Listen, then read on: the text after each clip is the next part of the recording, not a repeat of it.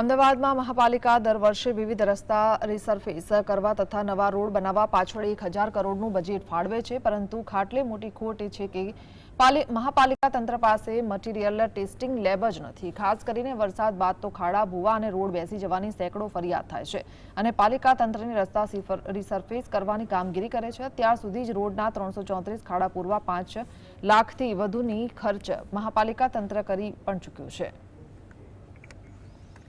અમદાવાદ મહાપાલિકા તંત્ર વાર્ષિક 15,000 કરોડથી વધુનું બજેટ ધરાવે છે, પરંતુ રોડની કામગીરી કરવા માટે વિવિધ ટેસ્ટ ખાનગી લેબોરેટરીમાં જ કરાવે છે। હવે પીપળજ ખાતે ₹2 કરોડ 74 લાખના ખર્ચે રોડની કામગીરીમાં વપરાતા મટીરીયલ્સ ટેસ્ટિંગ માટે લેબોરેટરી બનાવવા મંજૂરી આપવામાં આવી છે।